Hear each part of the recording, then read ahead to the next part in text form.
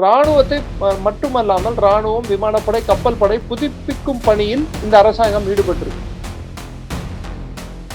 உலகத்தின் 3ஆம் பெரிய பொருளாதாரத்துக்கு தக்க ஒரு ராணுவ கட்டமைப்பு தேவை என்பதை இந்த அரசாங்கம் புரிந்து கொண்டு இருக்கிறதா தான் நான் பார்க்கிறேன். பொருளாதார மேம்பாடும் பாதுகாப்பு மேம்பாடும் ஒரே சமநிலையில் இருந்தால் மட்டும்தான் நாட்டோட பாதுகாப்பு நம்ம ஊர்ஜிதப்படுத்த முடியும். வெளியிலேருந்து வர ஆபத்துக்களை மட்டும் வச்சுட்டு நம்மளுடைய டிஃபென்ஸ் ஸ்பெண்டிங்கை பண்ண முடியாது. ஸோ இன்டர்னல் செக்யூரிட்டி அதையும் நம்ம மாடர்னைஸ் பண்ண வேண்டிய ஒரு கட்டத்தில் இருக்கோம். அது எப்படி நடக்குதுன்னு உங்களுடைய சிந்தனையில் தோணுது? We are lagging behind. இந்த கிரே ஏரியா ஒழிக்கணும்னா முதல்ல அரசியல் இன்டர்ஃபரன்ஸை போலீசிங்குள்ள எடுத்து வரது தவிர்த்து அரசியல் சார்ந்த உளவு சேமிக்கிறதுல கொடுக்கிற அந்த முக்கியத்துவம் உள்நாட்டு பாதுகாப்புக்கு கொடுக்கப்படுகிறதா என்று பார்த்தால் பெருமளவில் அதிக அளவு மாநிலங்களில் கொடுக்கப்படுவதில்லை என்பதுதான் உண்மை. சைனாவை எதிர்கொள்ள வேண்டும் என்றால் நமக்கு இன்னும் திறனை வளர்த்துக்கணும்ன்ற ஒரு கட்டாயம் இருப்பதால் இன்று சைபர் வார்ஃபேரை நம்ம அதிக செலவு பண்ண வேண்டிய ஒரு தேவை இருப்பதால் இந்த அரசாங்கம் இந்த முறை இந்த பட்ஜெட்ல பெரிய அலோகேஷன் சைபர் வார்ஃபேருக்கு கொடுத்துருக்கு.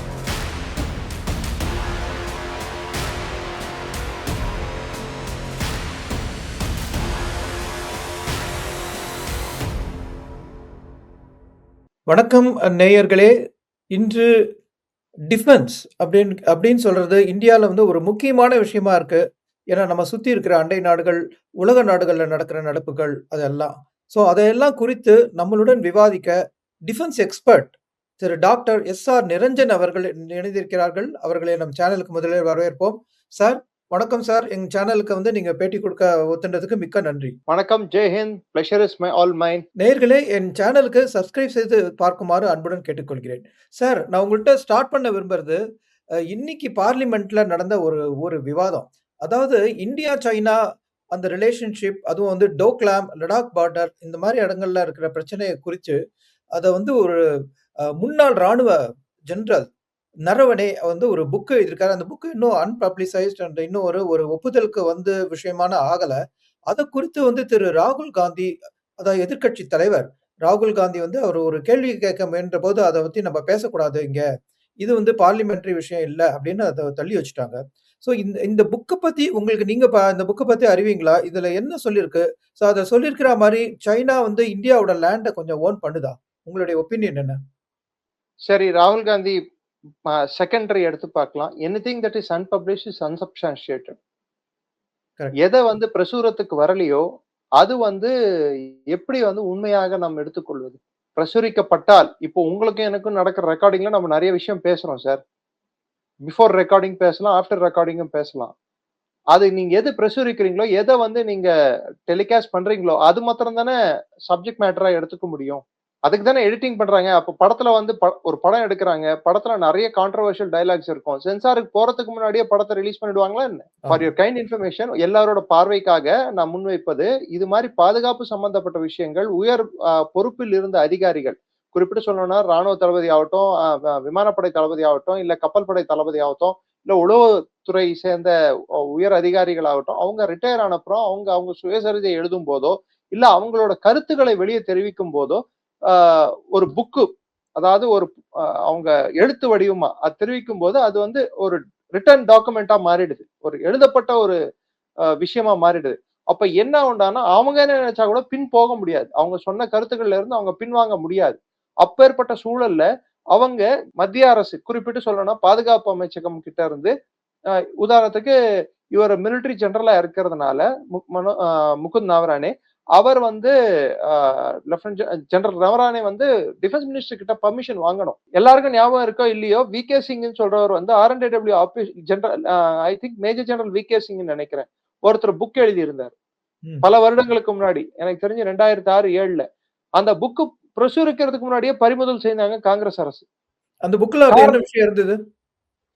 காங்கிரஸ் அரசு செய்த தவறுகளை அவர் சற்றே சுற்றி காட்டினார்னு சொல்லிட்டு அதாவது ஒரு பிம்பம், அது உண்மையா பொய்யான்னு இன்னி வரைக்கும் உங்களுக்கு எனக்கும் தெரியாது. அவ்வளவு எதுக்கு 1962 இந்தியா ஏன் சைனா கிட்ட சண்டையில தோத்து போச்சுன்னு சொல்றதுக்கான ஹெண்டர்சன் ப்ரூக்ஸ் கமிட்டி ரிப்போர்ட் இருக்கு. அது சப்சிக்வெண்டா அன்அபிஷியல் வெர்ஷன் நிறைய வெளியே வந்திருக்கு.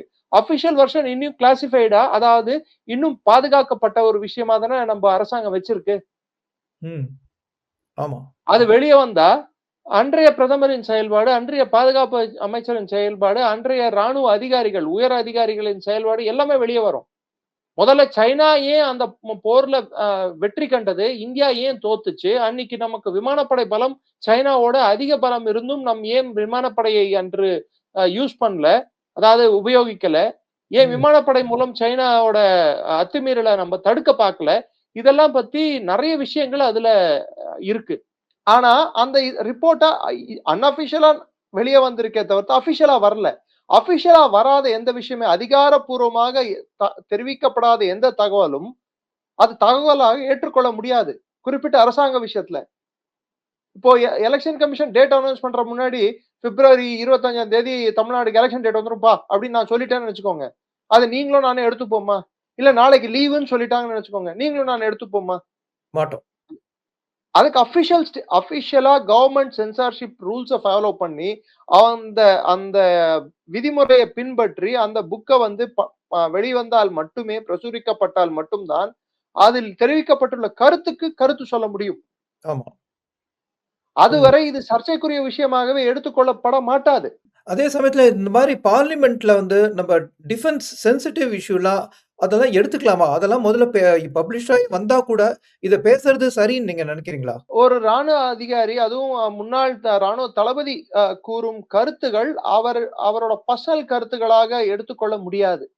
அன்று அவர் பொறுப்பில் இருந்தார். தலைமை பொறுப்பில். அவர் நேரடியாக விஷயங்களை கையாண்டார். So, cabinet committee on security அதுல என்ன நடந்தது? ஆ கல்வான்ல என்ன நடந்தது? எல்லாத்துக்குமே அவருக்கு ஃபர்ஸ்ட் ஹேண்ட் இன்ஃபர்மேஷன். முதல் கட்ட என்ன நடந்ததுன்ற ஒரு விஷயங்கள் அவருக்கு தெரிஞ்சிருந்தாலும், அவர் எந்த அளவுக்கு அதில எழுதியிருக்கார்ன்றத வந்து நம்ப சொல்ல முடியாது, சொல்லக்கூடாது. ஏன்னா, ஒரு அதிகாரியின் மீது கூட நான் குற்றம் சாட்ட விரும்பவில்லை. ஏன்னா, அவர் இதுவரைக்கும் வந்து நான் இதுதான் எழுதுனேன்ட்டு அவர் அதிகாரப்பூர்வமா அறிவிச்சிருக்காரா? அந்த அரசாங்கம் செயலிழந்ததுன்னு அறிவிச்சிருக்காரா? உதாரணத்துக்கு ஃபாலி மேஜர் அப்படின்னு சொல்ற முன்னாள் விமானப்படை தளபதி 2008 மும்பை தாக்குதல் நடக்கும்போது அன்றைய அரசு அவரே வாய் வழியாக அவரே அதிகாரப்பூர்வமாக தெரிவித்தது மன்மோகன் சிங் அரசு அன்றிருந்த அரச பர்மிஷன் கொடுக்கலன்னு சொல்றது. பாகிஸ்தானோட தீவிரவாத முகாம்களை தாக்குவதற்கு. கரெக்ட்டா நான் சொல்றது? Correct, correct. பர்மிஷன் குடுக்கலன்னு சொல்லிட்டு அன்னைக்கு தெரிவிச்சாரு. அப்ப தெரிவித்தப்போ, அப்போ அதையும் வந்து நம்ம கருத்தில் கொள்ள வேண்டுமா? இல்லையா? உண்மதான். அதிகாரப்பூர்வமாக ஒரு அதிகாரி வந்து இதுதான் உண்மை என்று அவர்களால் தெரிவிக்கும் வரை, அது 3வது நபரிடமிருந்து விஷயம் கசிந்தால், அதுக்கு என்ன ஒரு அ அ ஆத்தென்டிசிட்டி அதாவது அதுக்கென்று ஒரு ஒரு அ அங்கீகாரம் என்ன இருக்கு? நீங்களே சொல்லுங்க. உண்மதான், உண்மதான். இது ஒரு திசை திருப்பும் செயல். பேசுறதுக்கு நெறைய இருக்கு. டிஃபென்ஸ் பட்ஜெட்டோட அலோகேஷன் இன்னைக்கு உயர்ந்திருக்கு. ஆண்டுக்கு ஆண்டு உயர்ந்திருக்கு. 18% உயர்ந்திருக்கு. ஆமா, கேபிட்டல் அக்விசிஷன் நெறைய நடக்குது. ஆமா. என்னுடைய சைனாவோட ஆக்சுவலா அடுத்த கொஸ்டின் அது குறித்து தான். நீங்க அதுக்கு போறதுக்கு முன்னாடி நான் கேள்வியாவும் கேட்டுர்றேன். ஸோ இப்ப வந்து அ நி திரு திருமதி நிர்மலா சீதாராமன் அவர்கள் வழங்கிய 2026 ஆண்டுக்கான டிஃபென்ஸ் பட்ஜெட் வந்து 7.8 லட்சம் கோடி. அதாவது முன்பு இருந்தத விட ஒரு 15% ஹைக் நீங்க சொன்ன மாரி நடந்திருக்கு. 7.85 லட்சம் கோடி. ஆமா. இது இது வந்து அ இது வந்து நம்மளுடைய இன்ஃப்ராஸ்ட்ரக்சர அதிகரிக்கிறதுக்கு பயன்படுமா? இல்லாட்டி வந்து ஒரு சம்பளம் குடுக்குறதுக்கும், பெர்சனல் காஸ்ட்டுக்கும் அதுல வந்து நெறைய போர்ஷன் போயிடுமா? இந்த இன்கிரீஸ பத்தி நீங்க என்ன நினைக்கிறீங்க? இது அடிக்குவேட் இன்கிரீஸா? இதனால வந்து நம்மளுடைய சுற்றி நடக்கிற ஒரு பார்டர் டென்ஷனுக்கு இது உதவிகரமா இருக்குமா? குறிப்பா ஒரு சைனா, பாகிஸ்தான், இந்தியா இது ஒரு மல்டி கார்னர் ஒரு போர் வரக்கூடிய சூழ்நிலையில இந்த அளவு இன்கிரீஸ் போருமா? இல்லாட்டி இன்னும் நெறைய பண்ணியிருக்கணும்னு நீங்க நினைக்கிறீங்களா? 12% போன வருடத்துக்கும் இந்த $12 பில்லியன் டாலர்கள் போன வருடத்துக்கும் இந்த வருடத்துக்கும் அதிகரிக்கப்பட்டுள்ளது. பாதுகாப்பு செலவு. போன வருடம் $74 பில்லியன் ஆக இருந்தது. இந்த வருடம் $86 பில்லியன் ஆக உயர்ந்து இருக்கிறது. ம். அதாவது இத கன்வர்ஷன்ல எடுத்து பார்த்தோம்னா 7.85 லட்சம் கோடி ரூபாய். இதுல ம். 2.2 லட்சம் கோடி ரூபாய் வந்து நேரடியாக கேபிட்டல் அக்விசிஷன் அதாவது உபகரணங்கள் வாங்குவதற்கும், போர்க்கருவிகள் வாங்குவதற்கும், நவீன ரக போர்க்கருவிகள் வாங்குவதற்கும் அலோகேட் செய்யப்பட்டிருக்கு. அதாவது ஒதுக்கப்பட்டுள்ளது. போன வருடத்தை விட இந்த வருடம் இது 18% அதிகம். போன வருடம் 1.6 லட்சம் கோடி இதற்காக ஒதுக்கப்பட்டது. ம். இதுவரைக்கும் இந்தியன் ஆர்மில வந்து நீங்க கேட்ட கேள்வியின்படி உண்மைதான். அ ராணுவ செலவினங்கள்ல பெரிய செலவு வந்து பென்ஷன் குடுக்கறதும், சம்பளம் குடுக்கறதும், இருக்கிற பொருட்களையும் அதையும் மெயின்டைன் பண்றது. Okay.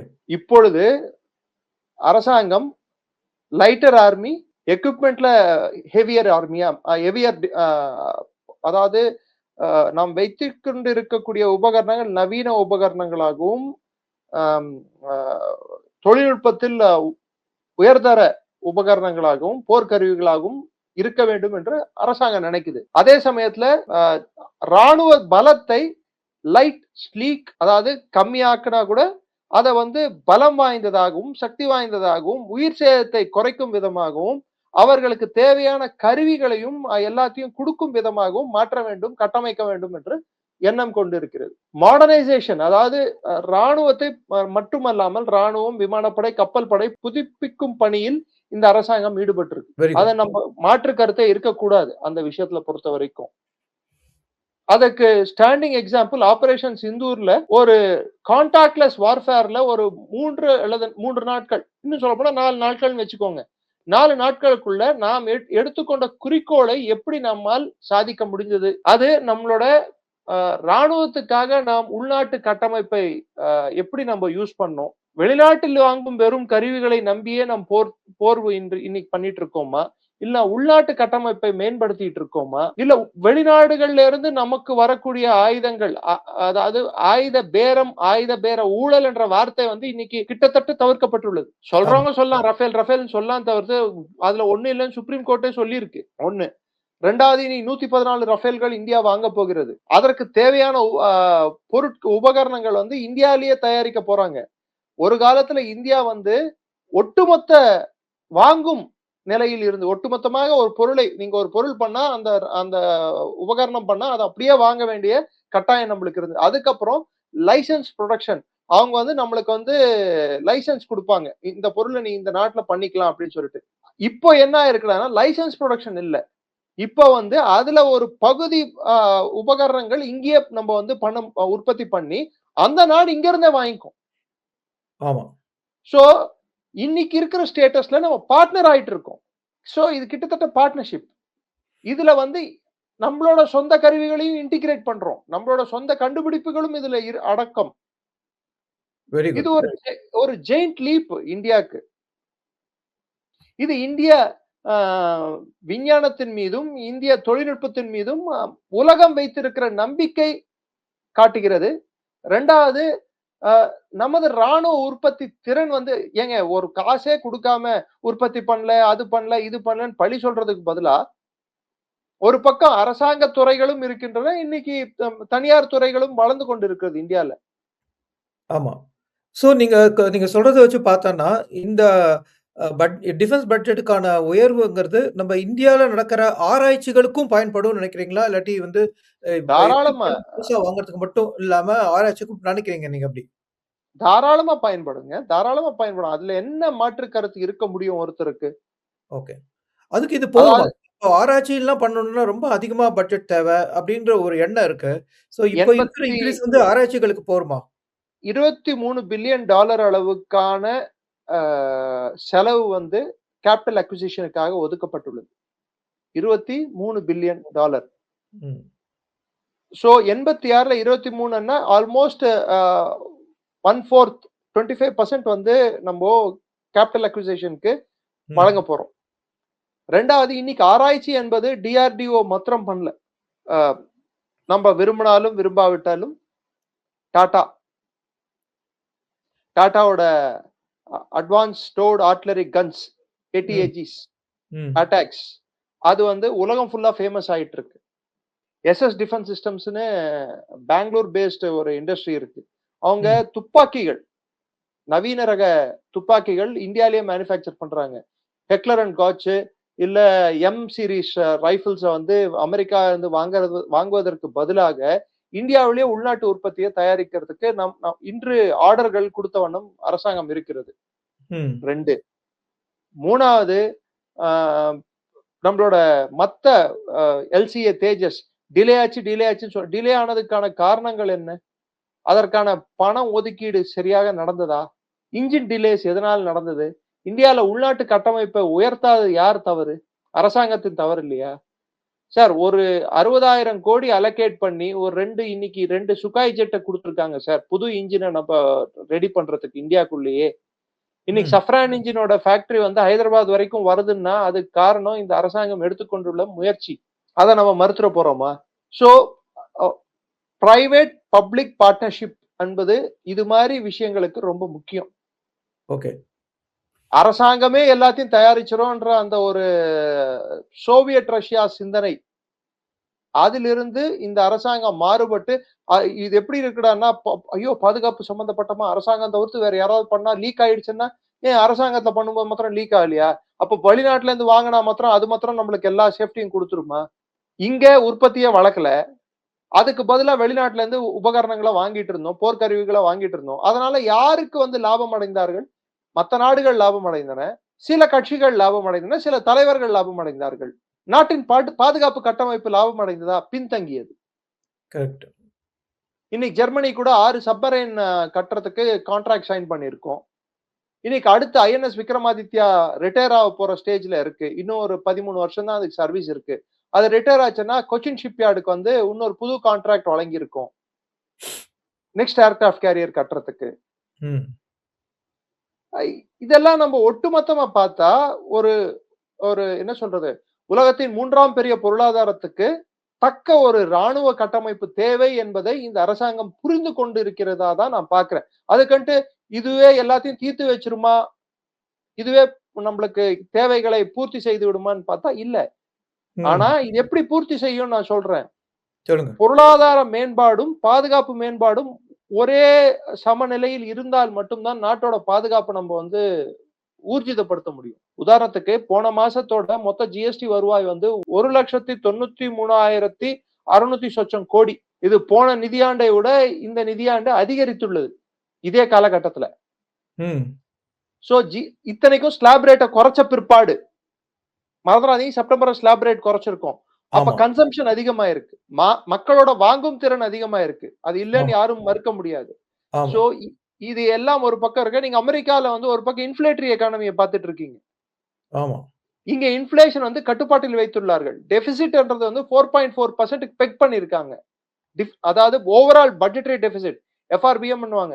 எஃப்ஆர்பிஎம்னா fiscal responsibility and budgetary maintenance act 2003 திரு வாஜ்பாய் அவர்கள் இருந்த காலகட்டத்துல அவர் அரசாங்கத்துல தான் பட்ஜெட்ன்றதுல எவ்வளவு துண்டு இருக்கலாம், எவ்வளவு தூரத்துக்கு வந்து அந்த இது இருக்கலாம், கேப் இருக்கலாம். ரெவென்யூக்கும் டெபிசிட்க்கும்ன்றத அவங்க அதுக்கு வரையறைப்படுத்தினாங்க. அந்த வரையறை அந்த இலக்கு வந்து போன வாட்டி 4.5க்கு நான் வந்து எடுத்துட்டு வரேன் அப்படின்னு சொன்னாங்க. 4.5 கீழயே எடுத்துட்டு வந்தாங்க. 4.4க்கு எடுத்துட்டு வந்திருக்காங்க. போன ம். வருஷம் 11 லட்சம் கோடி வந்து இன்ஃப்ராஸ்ட்ரக்சர் ஸ்பெண்டிங்கா இருந்தது. இந்த வருஷம் 12 லட்சம் கோடி இன்ஃப்ராஸ்ட்ரக்சர் ஸ்பெண்டிங்கா இருக்கு. இந்த இன்ஃப்ராஸ்ட்ரக்சர்ல எதெல்லாம் அடக்கும்? புதுசா கட்டுற டனல்ஸ், புதுசா போடுற ரயில்வே லைன்ஸ், புதுசா எடுத்துட்டு வர பார்டர் ரோட் இன்ஃப்ராஸ்ட்ரக்சர் இதெல்லாம் அடக்கம் தானே சார்? ஆமா, ஆமா, ஆமா. இதெல்லாம் மறுக்க போறோமா? வேணான்னு சொல்லிட்டு. தேவையில்லன்னு விட்டுறலாமா? ஸோ அதே சமயத்துல அ ஒரு ஜிடிபி அப்படின்னு எடுத்துட்டோம்னா, அந்த ஜிடிபில எவ்வளவு பெர்சன்டேஜ் வந்து டிஃபென்ஸ்க்கு இருக்கலாம்னு நீங்க நினைக்கிறீங்க? சார் இந்தியா மாரி நாடுக்கு வந்து டிஃபென்ஸ் ஸ்பெண்டிங் வந்து ஆவரேஜா அ ஒரு காலத்துல ஐ திங்க் ராஜீவ் காந்தி காலத்துல மாத்திரம் தான் கிட்டத்தட்ட 4% டச் ஆச்சு. ம். இந்தியா மாரி நாட்டுக்கு அட்லீஸ்ட் 2.5% இருந்தா நல்லா இருக்கும். ஓகே. தேவை. நம்மளோட எதிரிகளோட தன்மைய வச்சு, அவங்க நம்மள எப்படி வந்து நம்ம சுத்தி இருக்கிற நாடுகள் நம்மளுக்கு அச்சுறுத்தல் குடுப்பது என்பத பார்த்தா, அட்லீஸ்ட் 2.5% வரைக்கும் நம்ம ஜிடிபி ஸ்பெண்டிங் வந்து டிஃபென்ஸ் ஸ்பெண்டிங் இருக்கணும். ஓகே. இன்னைக்கு என்ன 2.25% தான் நம்ம டிஃபென்ஸ்க்கு ஸ்பெண்ட் பண்ணிட்டு இருக்கோம். ஆமா. அதுல இன்னொரு கொஸ்டின் வேற வருது. இது நம்ம எக்ஸ்டர்னல் த்ரெட்ட மட்டும் அதாவது வெளியிலேருந்து வர ஆபத்துக்கள மட்டும் வச்சுட்டு நம்மளுடைய டிஃபென்ஸ் ஸ்பெண்டிங்க பண்ண முடியாது. ஸோ இன்டர்னல் செக்யூரிட்டி அதையும் நம்ம மாடர்னைஸ் பண்ண வேண்டிய ஒரு கட்டத்துல இருக்கோம். அது எப்படி நடக்குதுன்னு நீங்க உங்களுடைய சிந்தனையில தோணுது? We are lagging behind. Lagging behind. ஏன் அப்படி சொல்றீங்க? இது நான் பேசுறது அரசியலா உங்களுக்கு பார்வைக்கு பட்டாலும், அடிப்படை உண்மைகள், எனக்கு புரிந்த உண்மைகள், நான் பார்த்த உண்மைகள். Law and order is a state subject. ம். ஒரு குண்டு இல்ல ஒரு வெடிபொருள் வைத்திருந்தால் அது குற்றம் அல்ல. அம்மோனியம் நைட்ரேட்டை வைத்திருந்தா குற்றம் இல்ல. இத கண்ட்ரோல் பண்ணது ஸ்டேட் போலீஸ். ஆனா அந்த வெடிபொருளை வைத்து உயிர் சேதம் ஏற்பட்டால் அது என்ஐஏ வரும். ம். சோ இந்த கிரே ஏரியா இருக்கு பாருங்க. இது நடுவுல இருக்கிற கிரே ஏரியா. ம். இந்த கிரே ஏரியா ஒழிக்கணும்னா, முதல்ல அரசியல் இன்டர்ஃபெரன்ஸ போலீசிங்குள்ள எடுத்துட்டு வரத தவிர்க்கணும். ஆமா. போலீசிங்ல இன்டெலிஜென்ஸ்க்கு குடுக்க வேண்டிய அந்த அங்கீகாரம் வந்து பொலிட்டிக்கல் உளவு சேமிக்கிறதுல, அதாவது அரசியல் சார்ந்த உளவு சேமிக்கிறதுல குடுக்கிற அந்த முக்கியத்துவம், உள்நாட்டு பாதுகாப்புக்கு குடுக்கப்படுகிறதா என்று பார்த்தால், பெருமளவில் அதிக அளவு மாநிலங்களில் குடுக்கப்படுவதில்லை என்பதுதான் உண்மை. ஒரு வருத்தத்துக்குரிய செய்தியா இருக்கு அது. ஏன்னா, நமக்கு இருக்கக்கூடிய உள்நாட்டு அ அதாவது மாநிலங்களில் இருக்கக்கூடிய உளவு சேகரிக்கும் கட்டமைப்பு என்பது, கிட்டத்தட்ட பிரிட்டிஷ் காலத்தில் எப்படி விட்டுச் சென்றார்களோ, கிட்டத்தட்ட அதே நிலையில் தான் இன்றும் இருக்கிறது. ம். மாற்றங்களுக்கு உட்படுத்தப்படவில்லை. உங்களுக்கு ஒரு சின்ன உதாரணம் சொல்றேன். சொல்லுங்க. இந்த ஸ்டேட், அந்த ஸ்டேட்ன்னு நான் சொல்ல விரும்பல. எந்த ஸ்டேட்டாவா இருக்கட்டும்.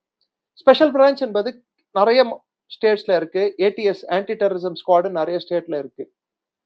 இந்த ஸ்பெஷல் பிரான்ச் என்பது வந்து சில மாநிலங்கள்ல வந்து அது நவீனப்படுத்தப்பட்டுள்ளது. அதோட ரெக்ரூட்மென்ட் வந்து ஸ்பெஷலைஸ் ரெக்ரூட்மென்ட் ஆக்கியிருக்காங்க. ஒரு வாட்டி ஸ்பெஷல் பிரான்ச்சுக்கு வர அதிகாரிகள், உளவு பிரிவுக்கு வரும் அதிகாரிகளை வெளிய அனுப்புவதில்லை. மத்த அமைப்புகளுக்கு. அப்படி ஒரு சூழ்நிலை ஏற்பட்டால் என்ன ஆகும்னா, அவங்க வந்து ஒரு ஒரு காலகட்டத்துல அவங்க வந்து அதுல வல்லுனர்கள் ஆவார்கள். விஷயம் சேகரிப்பதில் அவர்களுக்கு திறன் அதிகரிக்கும். சோர்சஸ் அதிகரிக்கும். லெஃப்ட் விங் எக்ஸ்ட்ரீமிசமா அவங்க லெஃப்ட் விங் எக்ஸ்ட்ரீமிசமே ஒரு 10, 15 வருஷம் பார்த்தாங்கடான்னா, அவங்களுக்கு அதுல எக்ஸ்பர்ட் ஆவாங்க. ஃபண்டமெண்டலிசமா மத சார்ந்த பிரச்சனைகளா, அதுல அவங்க வந்து பார்த்தாங்கடான்னா, ஓகே இந்த ஊர்ல இந்த பிரச்சனை இருக்கு. இந்த ஊர்ல சார் நம்மளுக்கு இருக்கக்கூடிய சென்ட்ரல் எஸ்டாப்ளிஷ்மென்ட் மத்திய உளவுத்துறை ஆகட்டும், இல்ல மத்த அமைப்புகள் ஆகட்டும், அது ஒரு ஸ்ட்ராட்டஜிக் இன்டெலிஜென்ஸ். அதாவது அம் அ இந்த இடத்துல இது நடக்கக்கூடும் அப்படின்னு சொல்லிட்டு ஒரு இன்ஃபர்மேஷன் குடுப்பாங்க தவிர்த்து, துல்லியமாக கணித்து இந்த ஜெனரல் ஏரியா குடுப்பாங்க. ஜெனரல் ஏரியான்னா கேடிசிசி சென்னை, காஞ்சிபுரம், செங்கல்பட்டு, திருவள்ளூர் பெல்ட்டுக்குள்ள இப்ப வானிலை அறிக்கை மாரி தான் அவங்களால குடுக்க முடியும். அங்க நடக்கக்கூடும் அப்படின்னு சொல்லிட்டு சொன்னா, அதுல எந்த இடம் என்பதை இங்க இருக்கும் உளவு அமைப்பு தான் கண்டுபிடிக்க முடியும். ம். அப்போ இங்க இருக்கிற உளவு அமைப்பு திறன்பட செயல்பட வேண்டிய கட்டாயம் இருக்கிறது. அதுக்கு தனி ரெக்ரூட்மென்ட் எடுத்துட்டு வரணும். பெஸ்ட் ஆஃப் த பெஸ்ட் ஆபீசர்ஸ வந்து அதுல போடணும். அவங்கள டிரான்ஸ்பர் பண்ணக்கூடாது. அரசியல் தேவைகளுக்காக மாற்றங்களை எடுத்துட்டு வரக்கூடாது. இந்த அரசு, அந்த அரசுன்னு சொல்லிட்டு அரசு மாறுன உடனே அதிகாரிகளை பந்தாடக்கூடாது. இப்ப நம்ம இன்டர்னல் செக்யூரிட்டின்னு எடுத்துட்டோம்னா, ஒரு எமர்ஜென்சி பிரிப்பேர்ட்னஸ் அதாவது ஒரு அவசர கால தயார் நிலை. அது நம்ம வந்து எந்த அளவுல நம்ம அவசர கால தயார் நிலை இருக்கு? அத பத்தி உங்களுடைய என்னன்னு? இல்ல இப்போ வந்து நெறைய விஷயங்கள் பண்ணியிருக்காங்க. நான் சொல்ற மாரி வி ஆர் கிட்டத்தட்ட 21st செஞ்சுரி டெரர 20த் செஞ்சுரி மெஷினரிய வச்சுட்டு தான் நம்ம ஃபேஸ் பண்ணிட்டு இருக்கோம். ஓ! 21ஆம் நூற்றாண்டின் வரக்கூடிய அச்சுறுத்தல்களை 20ஆம் நூற்றாண்டு நமக்கு பிரிட்டிஷ் விட்டுச் சென்ற அ அமைப்பை வைத்து தான் நாம் அ வேலைகளை செய்து கொண்டிருக்கிறோம். இதற்கு நேர்மாறாக மத்திய அரசு சில விஷயங்களை சரியாக செய்துள்ளது. உதாரணம், அ உளவுத்துறையிலேயே மிகப்பெரிய மாற்றங்கள் என்னடான்னா, இந்த வாட்டி மத்திய உளவுத்துறைக்கு அதிகப்படியான ஆட்களை அ வேலைக்கு எடுக்கிறார்கள். தேர்வு மூலம். ஓகே. 14,000 சொச்சம் பேர எடுக்க போறாங்க. இந்த நல்ல வருடம். விஷயம். நல்ல விஷயம். இமிகிரேஷனுக்கு தனி ரெக்ரூட்மென்ட் போட போறாங்க. அ சோ இதெல்லாம் நல்ல விஷயங்கள். அதே சமயத்தில் இன்னொரு விஷயம் என்னடான்னா, ஸ்பெஷலைஸ்டா இருக்கிறவங்கள எடுங்க. உதாரணத்துக்கு சைக்காலஜி படிச்சவங்கள எடுங்க. பாதுகாப்பு சம்பந்தப்பட்ட சப்ஜெக்ட்ட படிச்சவங்கள எடுங்க. போலீஸ் அட்மினிஸ்ட்ரேஷன படிச்சவங்கள எடுங்க. ஐபிஎஸ் ஆபிசர்ஸ் வந்து it is not a stop gap arrangement. அன்னைக்கு வெள்ளைக்காரர்கள் அவர்கள் அன்னைக்கு மொத்த ஒரு யூனிவர்சிட்டிக்கு இருந்ததே 10 பிரான்ச் இல்ல 8 பிரான்ச் தான் subject. Physics, maths, chemistry, biology, history, geography, English ஒரு 8 பிரான்ச் இன்னைக்கு ஒரு பிரான்ச்குள்ளேயே பயாலஜிக்குள்ள ஜூவாலஜி தனி பிரான்ச், அனாட்டமி தனி பிரான்ச், பாட்டனி தனி பிரான்ச், அட்வான்ஸ் பாட்டனி இஷ்டத்துக்கு வந்துருச்சு சார் இன்னைக்கு. பயோடெக்னாலஜி எத்தன வந்திருக்கு பயாலஜில இருந்து பிரிந்து வந்து. ஆமா. இன்னைக்கு இன்னைக்கு வந்து கம்ப்யூட்டர் சயன்ஸ்ன்னு ஒரே ஒரு ஸ்கூல், ஒரே ஒரு பிரான்ச் இருக்குது. இன்னைக்கு கம்ப்யூட்டர் சயன்ஸ்ல ஐடி வந்துருச்சு, ஏஐ வந்துருச்சு, அது வந்துருச்சு, இது வந்துருச்சு, எத்தனையோ வந்துருச்சு. ஆமா, ஆமா, இது ஸ்பெஷலிஸ்ட்களின் காலம். ஆமா. ஜெனரலிஸ்ட்ங்கள இன்னும் வச்சுக்கிட்டு நம்ம காலம் தள்ளுறது வந்து எப்படி கரெக்ட்டா ஆக முடியும்? Okay, okay. ஸோ இப்ப நீங்க சொன்னதுலேருந்து எனக்கு இன்னும் ஒரு அடுத்த கொஸ்டின் வருது. அதுதான் வந்து சைபர் வார்ஃபேர் பத்தி. ஸோ நம்ம வந்து எக்ஸ்டர்னல் வார்ஃபேர், இன்டர்னல் த்ரெட்ஸ் எல்லாம் பேசிட்டு இருக்கோம். இந்த சைபர் வார்ஃபேர் அந்த மாரி சீனியர் சமாளிக்கிறதுக்கு இந்தியா தயாரா இருக்கா? இந்த பட்ஜெட்ல வந்து மிகப்பெரிய தொகை அதற்காக ஒதுக்கப்பட்டுள்ளது. Very good. நம்மளோட சைபர் வார்ஃபேர வந்து அட்வான்ஸ் பண்றதுக்கு. ஏன்னா சைனாவோட சைபர் வார்ஃபேர் டெக்னிக்ஸ் நம்மளோட ரொம்ப பவர்ஃபுல்லா இருக்கு. ம். அதை எதிர்கொள்ளும் விதத்துல பாகிஸ்தான விட்டுருங்க. அம் சைனாவை எதிர்கொள்ள வேண்டுமென்றால், நமக்கு வந்து இன்னும் திறன வளர்த்துக்கணுன்ற ஒரு கட்டாயம் இருப்பதால், இன்று சைபர் வார்ஃபேர வந்து நம்போ அதிக செலவு பண்ண வேண்டிய ஒரு தேவை இருப்பதால், இந்த அரசாங்கம் இந்த முறை, இந்த பட்ஜெட்ல வந்து பெரிய அலோகேஷன வந்து சைபர் வார்ஃபேருக்கு குடுத்திருக்கு. அது கவனிக்கப்பட வேண்டிய விஷயம். Very good. 2வது ஒரு விஷயம், அதனால தான் ஏஐக்கு இம்பார்ட்டன்ஸ் குடுத்திருக்காங்க. உதாரணத்துக்கு அமெரிக்கா ஆகட்டும், இல்ல சைனா ஆகட்டும். சைனால 232 லாங்குவேஜஸ்ல ஏஐ அ லாங்குவேஜ் அத மொழிபெயர்ப்பு அ செயல்பாடுகள அவங்க எடுத்துட்டு வந்துட்டாங்க. அவங்களோட அந்த ஒரு சாஃப்ட்வேர் எல்லாமே வந்து அதுக்கு தகுந்த மாரி மாற்றி அமைத்திருக்கார்கள். உள்நாட்டிலேயே. அமெரிக்கா டிபெண்டன்சி இல்லாம. இன்னைக்கும் அமெரிக்காவோட டிபெண்டன்சி இந்தியா மேல இருக்குல்ல. ஆமா, இந்தியாக்கு வந்து அமெரிக்காவோட ஏஐ டூல்ஸ் தானே யூஸ் பண்ணிட்டு இருக்கோம். ஆமா, ஆமா. இப்ப தானே ஜோஹோவோட ஸ்ரீதர் வெம்பு சாரோட பிளாட்ஃபார்மையே இப்ப தானே நம்ம வந்து அடாப்ட் பண்ணிட்டு இருக்கோம். செக்யூரிட்டி பேசிஸ்ல. எல்லா கவர்ன்மென்ட் பிளாட்ஃபார்ம்ஸ்க்கும் இவங்க டெவலப் பண்ண சாஃப்ட்வேர இப்ப தானே சார் யூஸ் பண்ண ஆரம்பிச்சிருக்கோம். அதுவரைக்கும் நம்ம யூஸ் பண்ணிட்டு இருந்தது விண்டோஸோட தானே யூஸ் பண்ணிட்டு இருந்தோம். ஆமா, ஆமா. சோ இந்த சரியா மாரி மாற்றங்கள நம்ம எடுத்துட்டு வரணும். இந்த மாற்றங்களுக்கு எடுத்துட்டு வர்றது வந்து அ பிரச்சனை என்னன்னா டைம் கம்மியா இருக்கு. எல்லாமே 10 வருடங்கள நம்ம எதிர்பார்க்கிறோம். 11 வருடங்கள்ல எதிர்பார்க்கிறோம். ம். அதனால இவங்க எவ்வளவு பண்ணாலும் பண்ணது பத்தலன்னு சொல்ற மாரியா இருக்கு. கரெக்ட். அதுக்குள்ள அது த்ரெட் வேகமா வளர்ந்துருது. நம்ம வந்து அத கேட்ச் அப் பண்ணதுக்கு முன்னாடி அது அடுத்தது வந்து பிரச்சனை என்னன்னா த்ரெட்டுக்கும் நம்ம அந்த த்ரெட்ட நெகேட் பண்ற அதுக்கு அதாவது அச்சுறுத்தல எப்படி நம்ம சமாளிக்கணும்ன்ட்டு நம்ம எடுத்துட்டு வர செயல்முறைகளுக்கும் அது சரியான அளவுகோல் இல்ல. ஆமா. அச்சுறுத்தல்கள் வளர்ந்து கொண்டே போய்க் கொண்டிருக்கிறது. ஆனால் அதை சமாளிப்பதற்கான தன்மை நம்மளுக்கு வந்து ஒவ்வொரு ஆமா. அச்சுறுத்தல் வந்த பின் தான் நம்ம அத பார்க்க முடியுது. கரெக்ட். அத தொலைநோக்கு பார்வை எதிர்கொள்றதுக்கு இல்லாதது மாரி ஒரு நம்ம அத தொரத்துறோம். தொலைநோக்கு பார்வை இல்லாதது நம்மளுக்கு ஒரு என்ன ஓகே, சொல்றது? ஒரு ஒரு பிரச்சனையா இருக்கு. Okay, okay. நான் அடுத்து உங்கள்ட்ட கேட்க விரும்புறது, ஸ்பேஸ் அசெட். ஏன்னா இந்தியா வந்து நெறைய விண்வெளியில இப்ப பல வித அட்வான்ஸ்மென்ட்ல பண்ணி நெறைய சேட்டலைட்ஸும் இந்தியாக்குன்னே ஒரு ஒரு ஸ்பேஸ் அசெட்ஸ் வானத்துல இருக்கு. சோ அத நம்ம எப்படி புரொடெக்ட் பண்ண போறோம்? அதுக்கான டிஃபென்ஸ் ஏதாவது இருக்கா? ஆல்ரெடி அதுக்கான டிஃபென்ஸ வந்து கவர்ன்மெண்ட் அது திறன்பட பிளான் பண்ணியிருக்காங்க. ம். இன்ஃபாக்ட் ஸ்பேஸ்லயே கூட சில விஷயங்கள நிறுவறதுக்கான அ ரெடினஸ் வந்து நம்போ பிரிபேர்ட்னஸ் அதாவது அதுக்கான முன்னேற்பாடுகள் எடுத்திருக்கோம். பல விஷயங்கள் இதுல கவர்ன்மெண்ட் வெளிப்படையாக சொல்லும் நிலையில் இல்லை. அதற்கான அலாட்மென்ட் எவ்வளோ என்னன்னு சொல்லிட்டு கவர்ன்மெண்ட் வெளிப்படையாக சொல்லல பட்ஜெட்ல. சோ அதற்கான முன்னேற்பாடுகள் நடந்த வண்ணம் தான் இருக்கிறது என்பது என்னோட பார்வையா இருக்கு. ஏன்னா ஓ. அரசாங்கம் சில விஷயங்கள வந்து அபிஷியலா சொல்லல. ஆமா, ஆமா. அதான் நம்ம மக்களுக்கு வந்து அத அத பத்தி சொல்லக்கூடிய விஷயங்கள நீங்க பகிர்ந்துண்டா போதும்.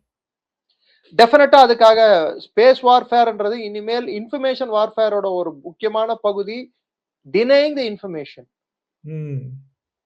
நமக்கு வரக்கூடிய தகவல்களை நமக்கு வராமல் தடுப்பது நமது விரோதிகளின் ஒரு முக்கியமான தந்திரமாக இருக்கும். போர் தந்திரமாக. அப்பேற்பட்ட ஒரு சூழல்ல அத நம்ம தவிர்க்கணும். அதை அவங்க நடத்தக்கூடாதுன்னு நம்ம நெனைச்சோம்னா, அந்த முன்னேற்பாடுகளை இப்பத்துல இருந்தே நம்ம பண்ண ஆரம்பிக்கணும். அதுக்கான உதாரணம் நான் சொல்றேன். இன்னைக்கு நம்மளோட நாவிக் சேட்டலைட் வந்து கரெக்ட்டான இன்ஃபர்மேஷன் துல்லியமாக குடுத்தோம்னா 1 மீட்டர் ரெசல்யூஷன் 1 மீட்டர் இல்ல சப் மீட்டர் ரெசல்யூஷன் நம்மளுக்கு குடுத்திருக்கிறதுனால தான் நூர்கான் பேஸ்ல 45 சென்டிமீட்டருக்கு 45 சென்டிமீட்டர் தான் அந்த வென்ட் இருந்தது. வென்ட்னா அவங்க அண்டர் கிரவுண்ட் பங்கரோட ஏசி வென்ட். அவங்களோட ம். வெளிய போற காத்து வென்ட்டோட இது சைஸ் வந்து 45 சென்டிமீட்டருக்கு 45 கிட்டத்தட்ட ஒரு ஸ்கேல் ரேஷியோங்க. ஆமா, ஆமா. அதுக்குள்ள நம்ம வந்து பிரம்மோஸ் அடிச்சோம். அதான். சர்ஜிக்கல். அப்போ அப்போ சப் மீட்டர் ரெசல்யூஷன் இருக்கணும். 1 மீட்டர் ரெசல்யூஷன்னால ஓகே.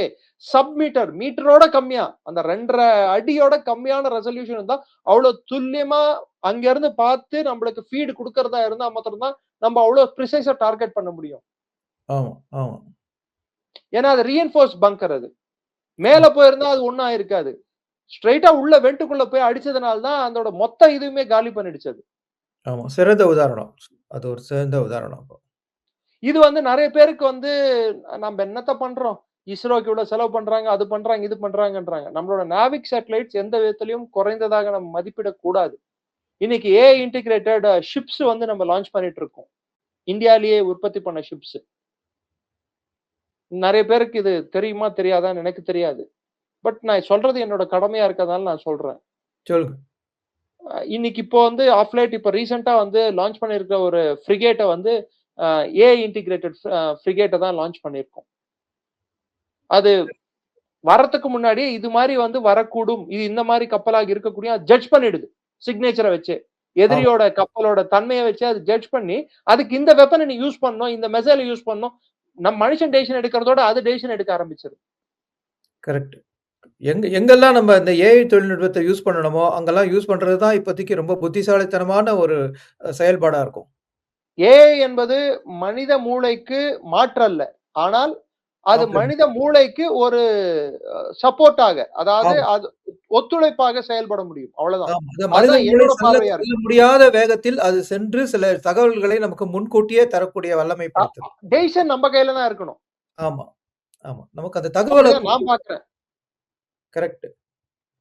மிக சரியா சொன்னீங்க.